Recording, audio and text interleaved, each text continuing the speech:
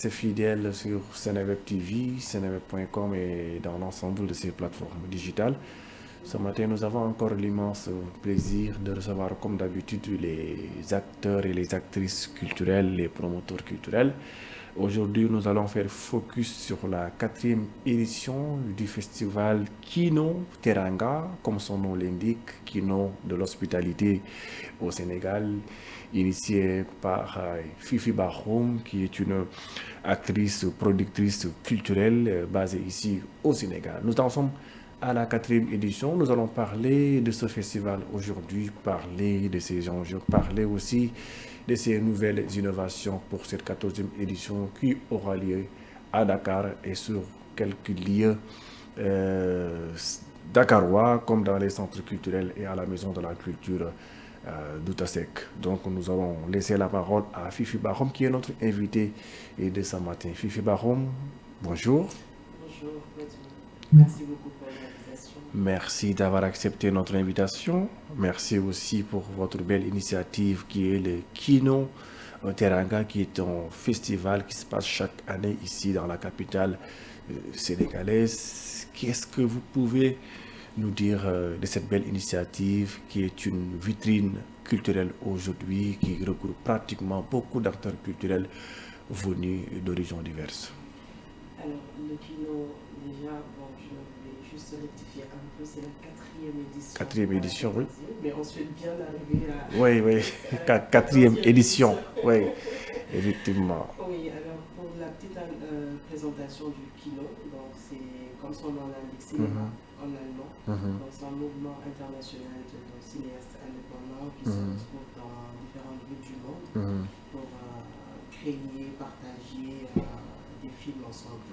Donc nous avons démarré notre première édition en 2018 et c'est suite à cette première édition en 2018 où on avait 11 nationalités qui étaient présentes et on s'est retrouvé avec 65 courts-métrages sur la durée de 15 jours. Donc à la suite de cette première édition, on a tout simplement créé une association 100% sénégalaise pour organiser l'événement par nous-mêmes. Donc l'événement en tant que tel, c'est des résidences, c'est des formations que nous faisons également pour les jeunes. Parce qu'il y a pas mal de jeunes qui se retrouvent avec des projets de court-métrage, mais qui n'ont pas peut-être la facilité de pouvoir trouver des fonds pour réaliser leur rêve quotidien. Et nous, avec le Kino Teranga, on leur permet tout simplement de faciliter cela et de les aider à réaliser leur court-métrage. Donc c'est un événement bien sûr qui fait venir d'autres cellules Kino à travers le monde, mais surtout essentiellement les cellules Kino qui sont présentes dans la sous-région. Je peux citer tout de suite le Mali, je peux citer le Burkina, je peux citer le Togo. Donc généralement nous collaborons avec ces cellules-là pour les kinos parce qu'eux également ils arrivent qu'ils organisent et à chaque fois qu'ils organisent, nous également on se déplace pour aller avec les jeunes qu'on va mobiliser ici et qui ont envie d'apprendre d'ailleurs, d'avoir plus d'expérience dans le cinéma, que ce soit le cinéma sénégalais ou tout simplement africain ou le cinéma européen, etc. Donc l'objectif c'est vraiment aussi de faciliter à tous ces jeunes comment on appelle ça, la possibilité de faire des films. D'accord. Expliquez-nous un peu réellement, qu'est-ce que c'est que le Kino? Kino, ça signifie quoi? Ça veut dire quoi? Oui, Kino comme j'ai dit tout à l'heure, ça signifie cinéma. Oui, en allemand, oui. Donc c'est un mouvement qui est né à Montréal en 1999. Et à cette période déjà on parlait de la fin du monde qui était prévue en 2000. Et après cela, le concept est resté et ça a été repris dans plusieurs pays, pratiquement dans tous les continents, je vais dire. D'accord. Et il y a aussi l'association Esprit Cinéma aussi qui est derrière cette belle initiative. Alors, est-ce qu'on peut dire aussi ce grand festival est à caractère cinématographique? Oui, bien sûr, on peut dire que c'est à caractère cinématographique parce que déjà, l'idée première, c'est d'organiser une formation sur les métiers du cinéma Oui. et de l'audiovisuel.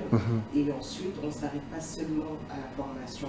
Peut-être même, je peux parler d'initiation, parce que pour la plupart, on démarre d'abord avec des jeunes débutants qui ont zéro expérience, on va dire, dans le cinéma, et qui ont envie quand même d'apprendre, et ils n'ont pas tout de suite les facilités pour intégrer les écoles en relation avec ces structures-là qui peuvent les former.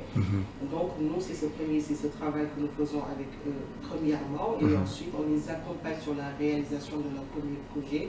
Donc on peut bien sûr parler de, oui, c'est un caractère cinématographique, mais ça touche également tous les secteurs de l'art d'une manière générale. Parce que quand tu parles cinéma, tu parles forcément costume, on parle forcément de musique, on parle forcément de l'écriture artistique, on parle quand je dis écriture, déjà on pense aux écrivains également, mais si je parle de ces scénaristes-là, donc vraiment ça touche pratiquement tous les secteurs de l'art. D'accord. Et on a vu aussi que la musique aussi est mise en valeur à l'occasion de cette 4e édition. Alors pourquoi ce choix? Alors, ce choix est basé sur le fait que nous, à chaque fois que nous organisons un kino, tous les 2 ans aussi, c'est une biennale, et tous les 2 ans quand on organise le kino, le rythme dans lequel nous travaillons, on se retrouve pratiquement avec au moins une vingtaine de courts-métrages en 2 semaines. Et généralement, il n'y a pas forcément ce temps de composition de musique, parce que c'était juste avec des porteurs de projets, avec des réalisateurs ou des techniciens. Donc, les jeunes, le plus souvent, ils allaient sur YouTube, souvent pour télécharger des sons. Et c'était pas du tout professionnel. Ça, c'est la première chose qui a fait qu'on a décidé de mettre la formation en composition de musique. La deuxième chose, c'est parce qu'il y a pas mal d'artistes, il y a pas mal de DJ qui sont juste enfermés dans leur studio à composer pour des jeunes rappeurs, etc.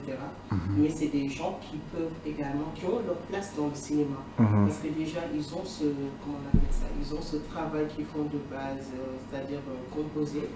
Et nous, on s'est dit que si on organise cette formation et qu'on les accueille dans la formation, ça pourrait permettre également qu'ils puissent aussi développer leur travail, et ça va beaucoup plus encore développer le secteur du cinéma, on va dire, parce que la musique dans le film, on n'en parle pas très souvent, et bien vrai que c'est un point qu'on ne peut pas oublier non plus, parce qu'on ne peut pas faire de film sans pour autant mettre de la musique dedans. Effectivement.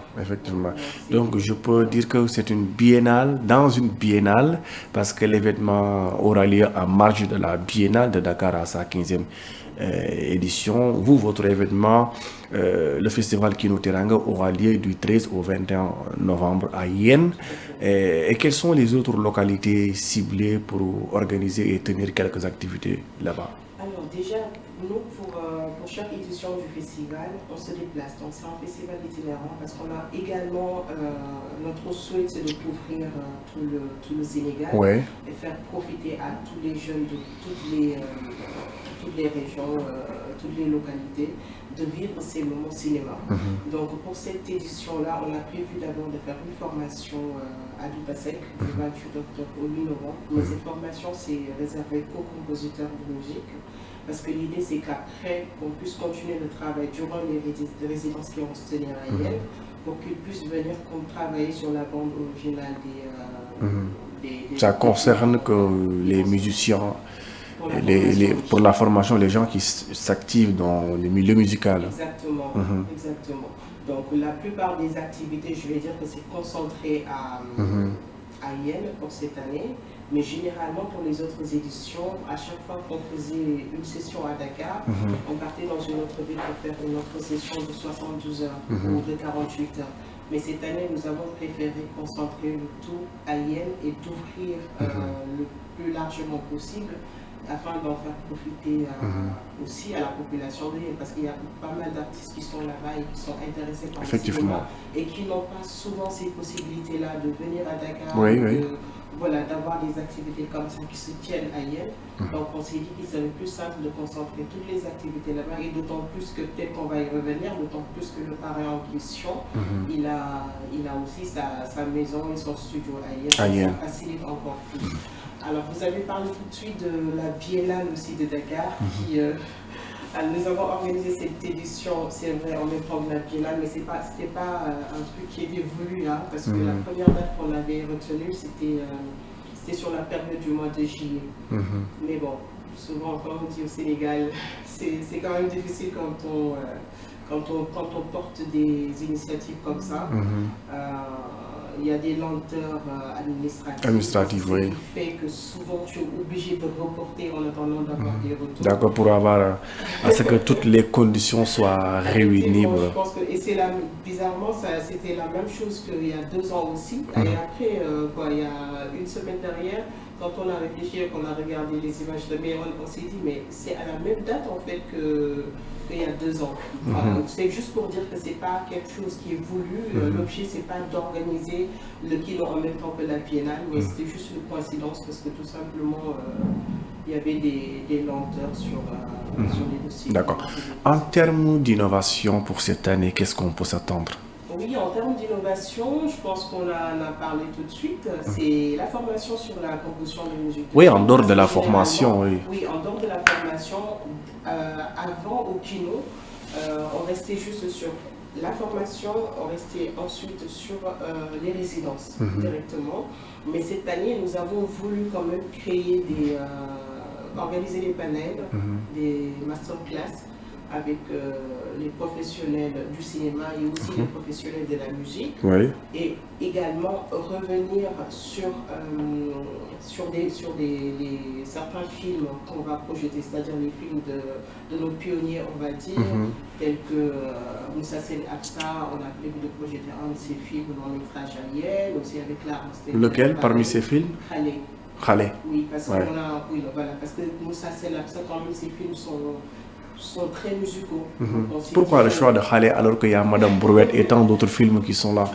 Tableau Ferraille et tout. C'est vrai. C'est des films cultes. Oui, effectivement, mais je pense que c'est des films qui ont été vus et revus. Et revus, oui. Voilà, et maintenant c'est accessible aussi sur YouTube. Et je pense que si on part pour leur montrer quelque chose à eux, il faudrait quand même leur montrer quelque chose qui n'a pas été encore vu. Oui. Donc, quelque chose de nouveau, oui. De nouveau, donc ça rentre aussi dans l'innovation. Sinon, si dans la programmation tu dis qu'on va projeter Madame Brouette, le jeudi va tout simplement rester chez lui, regarder sur YouTube, c'est plus simple. Ok. On a préféré aller sur Khalé.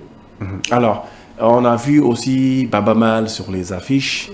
Et il paraît que c'est le parrain de cette 4e édition. Alors, qu'en est-il? Qu'en est-il pour le choix porté sur Baba Mal, oui. C'est pas déjà sa première fois avec Black Panther. Il a travaillé déjà dans le film Guéloa de Sam Ben Ousmane. Je pense que c'était en 92 si je ne me trompe. Ensuite, on l'a vu aussi dans La Chute du Faucon Noir. Oui. Et en 2018 avec Black Panther. Donc c'est Baba Mal, je peux dire tout simplement qui représente bien le Sénégal, qui représente bien l'Afrique, partout où il va, parce que c'est un homme de culture, c'est quelqu'un aussi qui aime ce qu'il fait, il est très ouvert, donc nous on s'est dit que on ne pouvait pas avoir meilleur choix en fait que Baba Mal, qui est un artiste, une figure emblématique de la musique sénégalaise, qui se fait respecter partout où il va. On ne le voit pas traîner dans des choses. Et puis il est très professionnel. Donc nous, on ne pouvait pas rêver mieux que d'avoir Baba Mal pour parrainer cette édition. D'accord. Alors, nous en sommes à la fin de l'entretien, mais avant de partir aussi, vous allez nous parler un peu aussi si les conditions sont réunies pour la tenue effective ou bien pour la réussite totale de cet événement. Alors, on ne peut pas tout de suite le dire, et je pense que là, on commence quand même à s'habituer à cela, parce que ce qui a fait que nous avons repoussé les dates, c'est les lenteurs administratives, et jusqu'à présent ça traîne. Mais j'espère tout simplement que nos autorités, quand je parle des autorités, je parle déjà du ministère de la Culture, ensuite passant par la direction de la cinématographie du FOPICA, que je suis sûre qu'ils vont faire leur maximum pour qu'au moins ils puissent diligenter très vite les dossiers pour qu'on puisse également organiser très bien cette édition. Mais en tout cas là, pour le moment, c'est vrai que ça fait...